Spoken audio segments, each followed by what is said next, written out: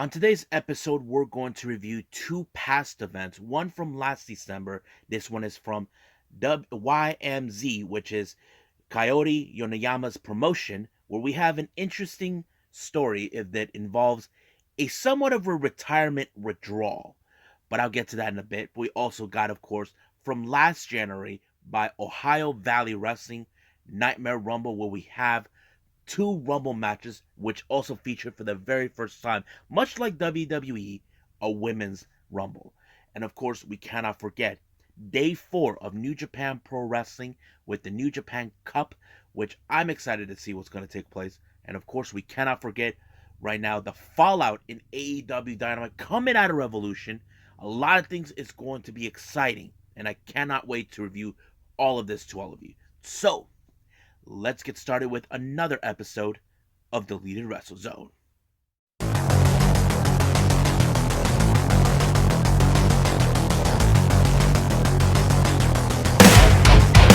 Are you ready? Get up, get up! Get up, get up! Get up, get up!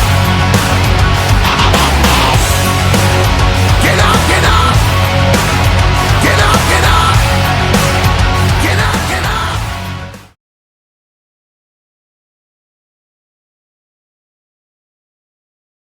Welcome everybody to Deleted Wrestle Zone, all things that is pro wrestling with AEW, NXT, New Japan Pro Wrestling, Impact Wrestling, the National Wrestling Alliance, various promotions, wrestlers, matches, and championships.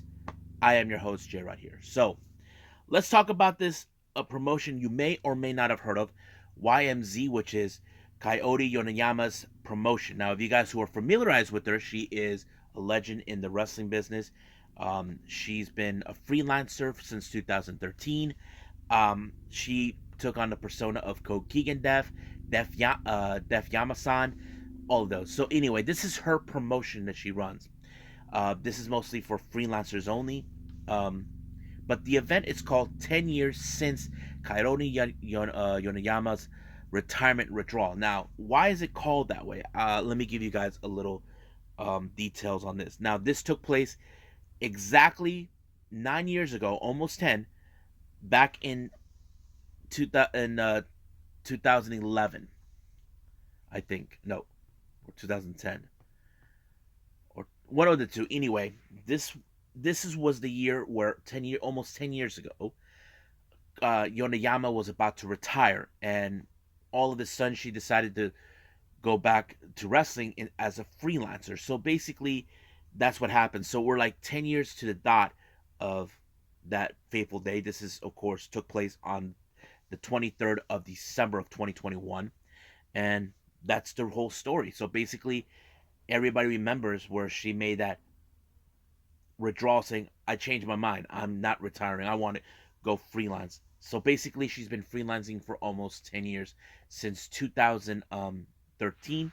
So that was the year that it happened. So it took place in 2013. Yeah. So basically, it took place on December 23rd of 2013, where she made that decision. The promotion she was in is called Yoshi Wrestling something. Basically, is no longer in existence. So that's the whole point of the whole thing. So now, our first opening match is Oda Tai, consistent of Fukigen Death and Konami taking on Chi Ozara and Makoto. Now, this particular match is a very important one for everybody to understand. If you guys remember, now this, like I said, this event took place on the 23rd of December of 2021. A month or two prior to this, Konami was unable to participate in the Tokyo Super Wars that took place in November, due to the fact that she was having some health issues. And she came back and indicating that her contract with Stardom was expiring and that she needs medical treatment. So basically, this is one of her last few matches before the 29th of December that she had with Julia. So this is like her last hoorah, and she made her guest appearance in Yoneyama's promotion. And it was a pretty good match, Basically, Makoto, who is a freelance, well known in Japan, I thought she was gonna win this one, but no, Konami walked away. As you know, she's known as the submission sniper. She put Chiozara in the armbar, some sort of an armbar Fuji something, forcing her to tap out. So it was a good victory on this one. Our next match we got is Miyuki Takase um, versus Cherry. Now, Cherry's a bit unusual when it comes to it. She has this thing where there's like a line that she built and all this and that. So it was a really good match, but however, I don't know what really happened. I saw exactly the referee called it a double pin, so it was a draw. So basically, Cherry and Miyuki thought one of them won, but however, the ref said it was a draw. It was right on the line. So basically, it kind of Cherry made this line for no apparent reason. She screwed herself over that. So I thought she probably was pissed knowing that she messed it up. So I thought it was funny. Now our next match is men's tag team action. We have, of course, Kinoi Toshima and Psycho taking on Hagane Shinoi and Kengo Mashimo. These guys are freelancers in Japan as well, as you all know. Hagane, I may mention, he showed up mostly in Choco Pro and other places, but the match was pretty good. I have to say I liked it. But however, the match ended in a time limit draw, so basically Noble won. So yeah. Well, it ended in a draw, so no one won, no one lost. So they exceeded their 20-minute time limit. Now, our main event is the Christmas cosplay 8-man tag team match. First team, we have Kakeru Sekiguchi, Asuka, also known as Veni with AEW, Rina Yamashita, and Hikaru Sato, taking on Moika Haruhi, Masahiro Takanashi, Tsubasa Karugaki, and Kaori Yoneyama. Now, everybody had to dress up as something from Christmas. Now, Hikaru Sato dressed up like in a dress. I don't know what it was, but it was so like same. I'm like, I felt like I was gonna throw up, but it was like so crazy. But however, the match was good. But I think the biggest storyline told is when Rina Yamashita power bomb Yoneyama right in the middle of the ring. And it ended right there, and they tell the story of that fateful day almost 9 years ago to that very day where Yoneyama withdrawn from her retirement. So, what did I thought about the show? Let me ask you guys. I thought it was a very interesting one. I seen just single matches. I never seen a full blown show coming from them ever. I seen like their single matches. They had wrestlers like Hikaru Shida, Makoto, very others, but I never seen a full show. And this one took place in Shinjuku Face. No, Shinkiba First Ring. I thought it was a pretty good show. I liked it. So it's a good thing I learned more about this particular event, about what was the meaning. But I'm glad that I did. So I'm not sure there will be another one this coming December, but we'll see what happens. So I believe right now it's time to move on with Ohio Valley Wrestling with Nightmare Rumble.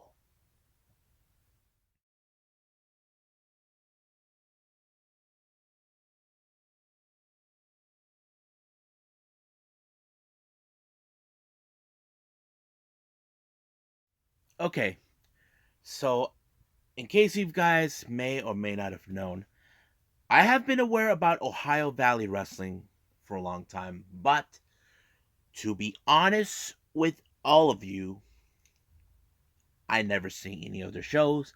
I've been aware of certain wrestlers who've been there.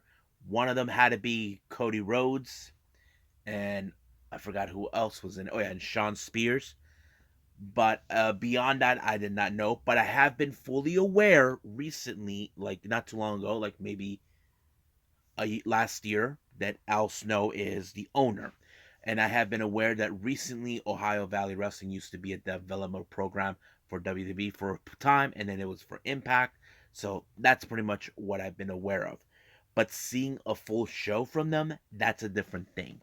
But luckily, I stumbled upon this one that took place last month, last January, on the 15th of 2022. This one is called Nightmare Rumble. Now, much like the Royal Rumble, it's the same thing, but however, there's a certain twist. There's like a second chance card. Basically, those who've been eliminated will get a second chance to return. So it's kind of weird. And also for the first time ever, they have one for the women's. This is their first time doing it, so it's kind of like similar making history with WWE with the women's Rumble. Uh, but there's also several other matches like a triple threat. But there is the main event that was put title versus title with special guest referee, someone you guys have been aware of and heard know of, Earl Hebner. Now let's get started with the event. This is for the Nightmare. This is Nightmare Rumble that started on January 15th of 2022. So first match was a triple threat match. We have Jarrett Kripke. I hope I pronounced it right. Grayson Douglas Jr. and AJ Daniels. Now, uh, Jarrett and Grayson basically wanted to kick out AJ Daniels out of the match because they felt like he was not a problem. But AJ Daniels is like, okay, beat the crap out of each other, you guys. I'll be out here. But of course, he took that one moment that he needed in order to get back in the ring, in order to pick up his victory. And that's exactly what he did. He waited, but he was the one who pinned Grayson Douglas Jr. to allow him for that. So basically, don't underestimate the third guy. So that's one of the things you learn when it comes to triple threat matches or three ways, how it goes. So yeah. Now our next match is the Women's Nightmare Rumble match, which is the first time they ever display this. Coming out to join them is the OVW Women's Champion Freya the Slayer, who has been a dominant force of nature in the women's division in OVW. So basically, she had no. She just wanted to see who will be the one person that will challenge her for the title. Now, her predecessor Sierra was in it. However, I don't think Freya the Slayer was any worried. I mean, she said she wouldn't mind challenging her again. She was one of her toughest opponents. But there have been others that showed up. But amongst them was, in fact, someone you guys know of. Angelina Love made her appearance in this particular Rumble. And surprise, surprise, she actually won the match. So now, I don't know majority of these women involved in this match. That I want to put that as a note for everyone. There was too many women that I don't know, but the only one that I have been aware of is, of course, Freya the Slayer. I've seen her before in AEW Dark, but I have been aware. But everybody knows who Angelina Love is from The Allure, The Beautiful People, that sort of thing. But she wins her match and she gets a shot of the OVW Women's title against Freya the Slayer. Now our next match we have is a singles match: Jake Lawless versus Crisis. Now Crisis is a wrestler coming from Europe. As they've been revealing by commentary, he was stuck over there due to the pandemic. He was unable to travel across the Pacific to get to Ohio, but now that he's back, he's, from what they say, he looks a little bit more meaner, more vicious than he ever was, and that kind of played out in a good way for him because he won the match in that sense of fashion. But yeah, it was great to see him there. But I'm very, very happy for that. Now, our next match is the Men's Nightmare Rumbles match. There's a lot of people. Now, there are people that showed up. If you guys don't know, one of them is Kevin Thorne. If you guys remember him, he was part of the ECW New Revival as the Vampire. But the biggest surprise was none other than Scotty 2 Hotty. He was there too. He actually made it to the end, but his opponent he had to go through was a guy named Omar Amir. Now, Omar Amir was the first wrestler that was started out. He was number one. However, he was thrown out of the ring. Now, he's the biggest threat to the OVW world champion. Don't remember what's his name, but somehow he was able to get a second chance to get back in the ring and try it again, and he won. So he became the common threat, knowing that that this guy could beat him for the title. So hopefully I get to see that match. There is another OVW event called March Madness. Hopefully that's the case. I'm going to see. Now our main event is title versus title winner takes all. This is for the OVW National Heavyweight title and the NWA National title with special guest referee. Someone you guys have been familiarized with, you know him throughout history. You can say that he's responsible for what took place in the Montreal Screwjob, Earl Hebner. Now he made it. Some fans comes out saying that he screwed Bret Hart in that particular day, but Earl Hebner said, no, Vince screwed Bret Hart. So basically, it's like that. The match was pretty good. Now, the competitors, one from the OV side is Jesse Gooders, who people know him as Mr. Spectacular, taking on Chris Adonis, who at the time was in fact the national champion until he lost the title to Anthony Mayweather. But the match was pretty interesting because it appears it looked more it was Chris Adonis the one, but however, it was overruled when Earl Hebner woke up because the second referee made it look continued the match and Chris Adonis won the match. But of course, it was overruled by Earl Hebner, who is the senior ref, saying that he was hit by the belt and and ended in a disqualification, allowing for Jesse Gooders to retain his title, but Chris Adonis could not believe. But what happened next? It just went out to Earl Hebner screwed Chris Adonis into this match. So basically, he sided with Jesse Gooder. So that was one of the most interesting moments I've ever seen. What did I thought about this event? It was pretty interesting. Do I think this is like the screw job? Like, well, nothing compare like that. This is not. I don't know, but hopefully there'll be more to watch for the next event from this one, and then I'll be seeing more. So right now, I believe I'm gonna cut it right here for all of you and move on with New Japan Pro Wrestling.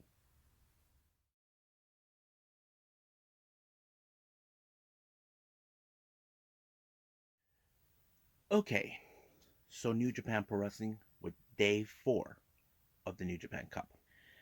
As there's certain like previews before their upcoming matches. Now here's what the match we're gonna have. We have Chase Owens and Balak Fale of the Bullet Club taking Tiger Mask and Hiroshi Tanahashi. So it was already been told Fale is going to face against Tanahashi, I believe, in day 5. But the match was pretty interesting, as you know, because as you know, there's still a lot of unanswered questions with Bullet Club. But it was Fale who picked up the victory. No, scratch that. It was Chase Owens who picked up the victory onto Tiger Mask, and it gave them the edge that they needed. But the real question is, will Tanahashi overcome the Rogue General? Next up, we got Bullet Club, Geto, and Sho taking on LIJ's Bushi and Naito. Now, it's also been told Naito is going to get his hands on Geto. Now, as you know, Sho, he is the most craftiest person to use tricks in order to win, but so is Geto. So basically, he used the brass knuckles on Bushi in order for Sho to win, but I'm sure Naito will be ready for that match to happen between him and Geto. Next up, we got more Bullet Club, but this time it's the combination of the House of Torture and other regular members. We have Yujiro Takahashi and Evil teaming up with the Bullet Club's cutest tag team, El Phantasmo and Taiji Shimuri, taking on the United Empire, all 4 members, Khan, Cobb, Hanare, and Osprey. Now, you probably would have assumed that in this particular case, United Empire win. No, to be honest with you, I thought it was the United Empire, but no, it was, of course, uh, Bullet Club who walked out. I'm like, wow, I cannot believe it. But I'm trying to understand who's who gonna face off in the New Japan Cup. So basically, that is the one thing that I definitely got to pay attention to, because as you know, Will Ospreay wants to get back in the title hunt for the IWGP World Title and doesn't. But to me, I also know that Evil would do the same thing too. But these two guys are the masterminds of trying to find ways to get out of it. But we'll see what happens then. Next up, we got Hiromu Takahashi, Shingo Takagi, and Sanada taking on Minoru Suzuki, Taichi, and Doiki. Now, it's already been told that this was a very interesting matchup, as It turns out Minoru Suzuki trained a little bit of uh, Hiromu, but there was a lot of brutality on this one. But it was Shingo Takagi who won this match by applying the last dragon or made in Japan to Doiki to win the match. But the brutality on Hiromu is too much for him because he's being brutalized by Suzuki. Now, our next three matches are part of the second round of the New Japan Cup. First match, we got Dick Togo of the House of Torture taking on Chaos's Hiroki Goto. Now, as you know, Dick Togo, he likes to use the garage in order to win, but this time it did not work for him. It was Goto who put him in an armbar type of position to force him to tap out, so Goto advances.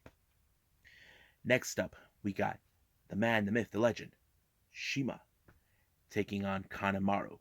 Now, Kanemaru attacked him right away and basically ensuring to weaken him in order to advance. However, Shima is a fighter. He will not let this part. There's a reason why he's part of the faction known as Strong Hearts.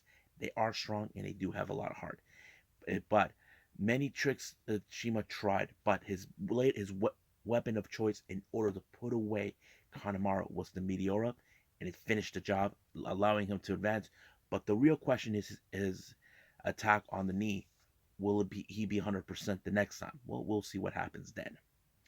Now, our main event. This is a very interesting one. Master Wato versus Kaguchika Okada. You look at two of the most interesting wrestlers. You got Master Wato, who could be most likely the future IWGP champion, versus the man who has been title holder for a long time, the IWGP heavyweight champion, now the world champion, world heavyweight champion. This is interesting.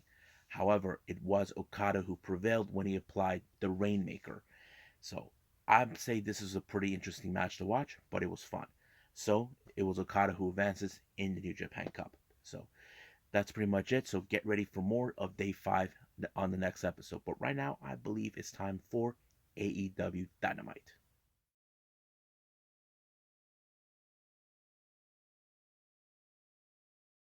Okay, AEW is now in their fallout after Revolution. Opened up with Jericho coming out to the ring, calling out Eddie to do the little handshake because, as you know, it was Eddie Kingston who picked up the victory. So it was a pretty good moment. But however, we saw 2.0 and Daniel Garcia attack both these men out of nowhere. Then Santana Ortiz came up to give the helping hand, and that's when the things became very, very shocking. Jericho turned on both Santana and Ortiz. Looks like he aligned himself with 2.0 and Daniel Garcia. Now keep in mind, uh, Kingston had his dealings with 2.0 and Garcia in the past, but this time it became now clear for Jericho that things have to change. As you know, Sammy is gone, so basically Jake Hager was the last one to remain, so he sided with Jericho, brutalizing both Santana Ortiz and, of course, Eddie Kingston was put through a table by Jake Hager. But here's now the interesting part. The Inner Circle has now been renamed as the Jericho Appreciation Society. So basically, it's still like a bit of the Inner Circle, but more with the change of the name, which is something similar that happened recently with Dragon Gate with RED when they changed the name to Z-Brats or D-Brats, whatever they call themselves. But that's, you get the same idea. But we'll see what happens next after this. Now, CM Punk gave his exclusive thoughts of that match with MJF. It must have been very brutal. As you know, he went back to his old ways, what he used to do. So basically, the real question is, will he do it again, or will this just be a one-time thing? We don't know. So I have to say it was one of those brutal thoughts that he had to explain, but it was interesting. Now, our next match is the AEW World Title match between Dante Martin and Hangman Page. Now, this was a very unusual match, but however, I think it showed a lot of heart with Dante Martin. So I'm going to skip ahead on the winning part. It was Hangman Page who, in fact, won the match by applying the buckshot lariat, but he gave his respects to Dante. He said that he was impressed with him since he made it all the way to where he is now, facing Hangman in that match, showing that he was the one who stood by all along while his brother was out. So he saw what a great fighter he's been, and he said that one day he would like to wrestle him again. So it showed a lot of respect. However, Adam Cole, he find it more like it's a load of crap in what he's here, because he thinks that losing to Hangman was a fluke. But he did state it that he wants to put himself in a six-man tag team match. So he says he's going to pick two of his closest friends, and we all knew who that was. And it was, in fact, he was going to pick Red Dragon. But even though the Bucks didn't want nothing to do with it, they're scared of Hangman. So basically, they just turn away. However, because of this, during an interview with Dark Order, they asked him what happened when Hangman lost his temper. So basically, Hangman showed up, apologized to the Dark Order for his behavior. It was the heat of the moment. But they did ask them who's he going to pick for that tag match. He said that he bumped into the Jurassic Express, and they asked him to be part of it because they want to get their hands on the Bucks or the Red Dragons, who it was. But by that time, it was already too late. But it looks like there's been tensions between both Dark Order and Hangman. So we'll see what happens on that front too. Now, as you know, what happened this past Sunday on Revolution, we saw the arrival of William Regal, who has played the pinnacle role for both Bryan Danielson and Jon Moxley. So they united themselves as a tag team to face on the workhorsemen, consistent of Anthony Henry and JD Drake. Now, some of you are saying, probably think, wait a minute, isn't a JD Drake part of the Wingmen? Yes, but the Workhorsemen are a tag team that works in the independent circuit. So they have been together before. If you guys know this, Anthony Henry was known as Asher Hale, but seeing them united is pretty good. But however, it was Bryan Danielson who picked up the victory for his team, allowing that. Now, at the post-match interview by Tony Khan, he had a little talk with Regal, talk about his explanation why he showed up. He said that Bryan Danielson mentioned his name, so he had to come out. And then when he saw what he saw at Revolution, that's when he had to step in.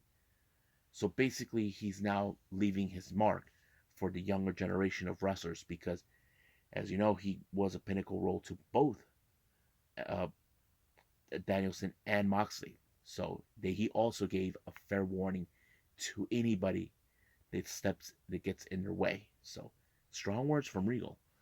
So we'll see what more is going to take place. Now, next match we have is Wheeler Yuta versus Pac. You probably guessed it's already over. Yeah, it was Pac who applied the brutalizer in order for him to tap out. So basically, Wheeler Yuta had no chance in order to break away from that.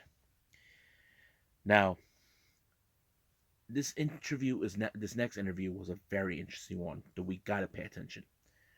It appears that things are now breaking away between both FTR and Tully Blanchard. Now, keep in mind, those guys have been thick as thieves since day one.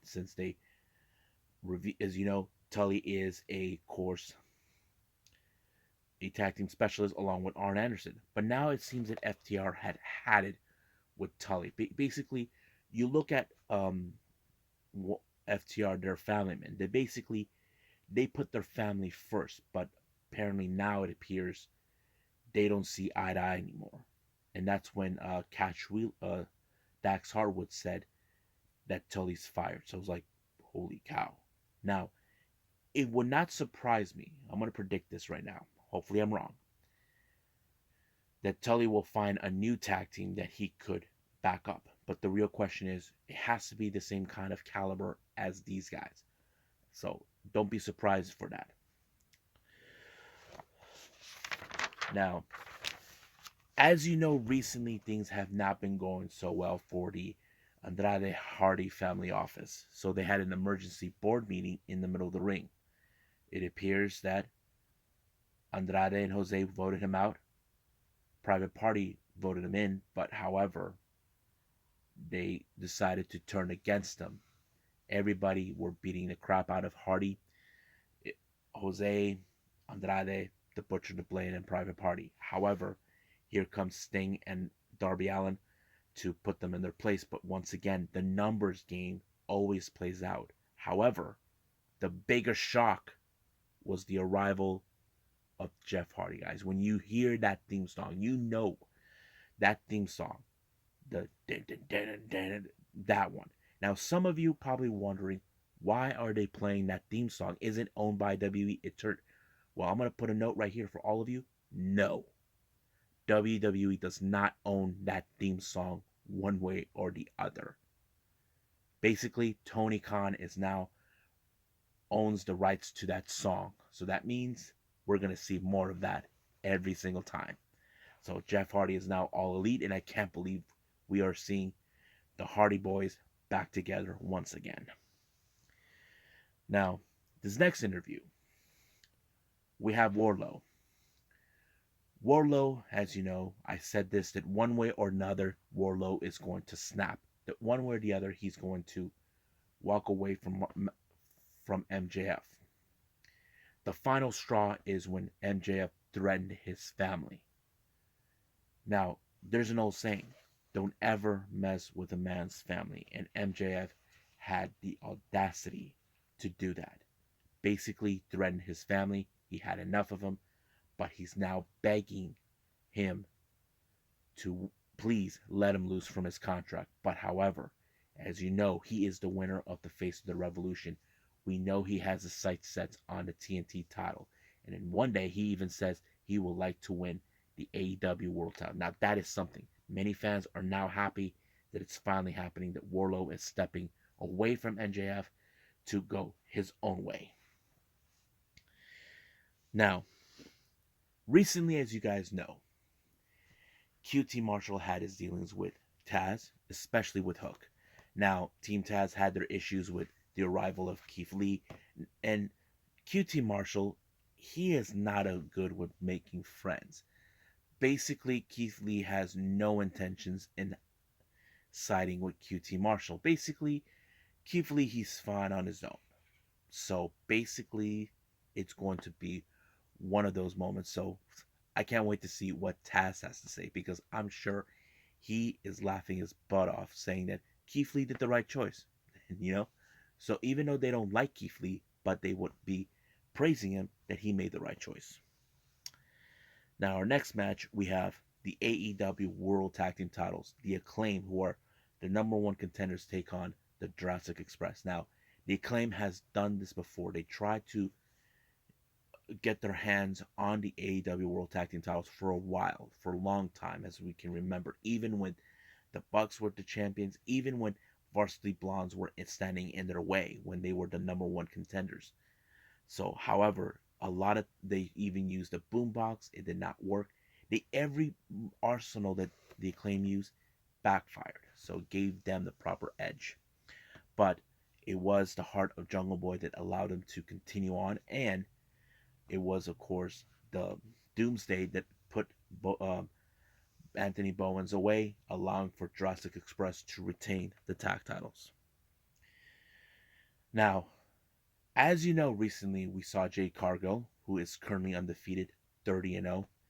But the real question does remain, who is left?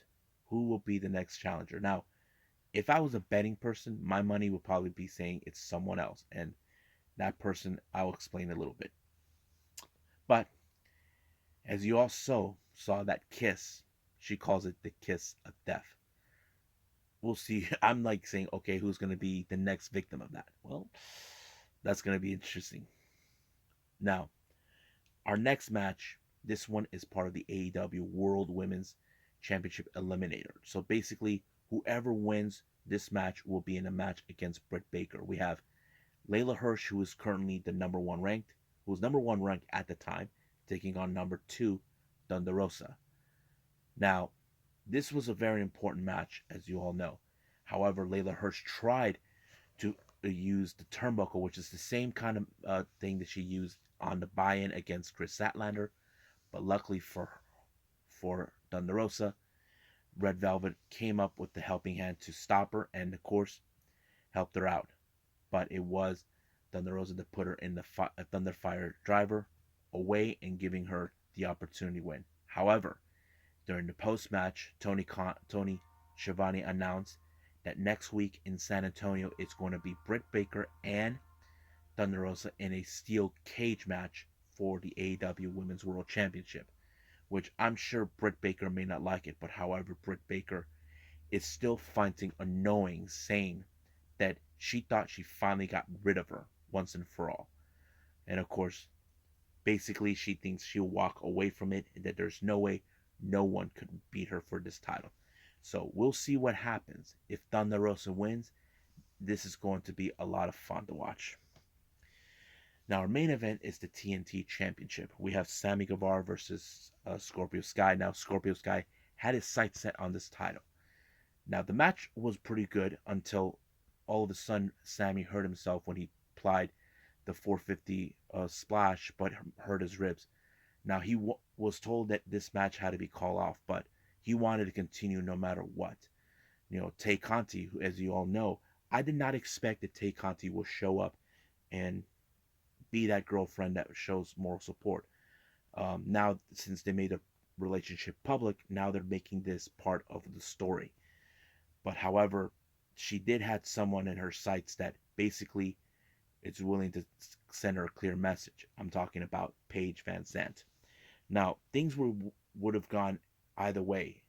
Even Sammy tried everything in his power to hold on as possible, but he got distracted when Paige Van Zandt shoved Tay Conti into the stairwell and Sammy got distracted, but it did allow for Scorpio Sky to win. But however, Paige Van Zandt decided to humiliate her more, and then she signed her contract. Now, I did mention this. I do see Paige Van Zandt going after the TBS title. Now, keep in mind, Dan Lambert will probably end up in the pissing contest with Smart Mark Sterling. And, of course, Dan Lambert will probably tell him that he's a stupid lawyer. So, either way, that's how I see it. But now Scorpio Sky has finally won the title. He's currently undefeated.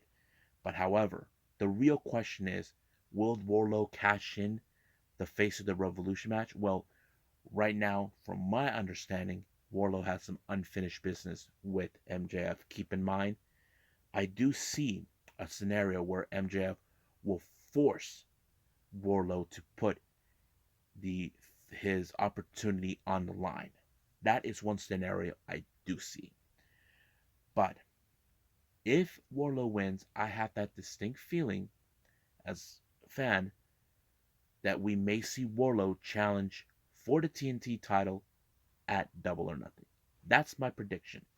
So I don't know if that's going to come true, but we'll just wait and see what happens between now all the way to Double or Nothing. So I think that's pretty much it right now. So let's call it a day. All right. So I hope everybody enjoys this episode. Just to remind everybody, I just released a brand new podcast episode. This particular one, I talked about Tony Khan purchasing Ring of Honor, of course, AEW Revolution, and the matches just taking place from Tokyo Issue Pro for Grand Princess 2020. It's going to happen on March 19th. And of course, some good news. MLW are also going to be having a brand new championship, but this one is for the women's featherweight division. So check it out. If you guys don't know where I'm at, you can find me on Google Podcasts, Apple Podcasts, Spotify, Breaker, Radio Public, Overcast. So you can find me anywhere. But coming up, I am going to review, of course, New Japan Pro Wrestling Day 5 of the New Japan Cup. And then, of course, GLEAT, the G Pro Wrestling version for 16 or 15, one of the two. It's that other Japanese promotion. That's going to be on a separate one by itself. And then I will release another one with MLW, NXT UK, and of course Impact.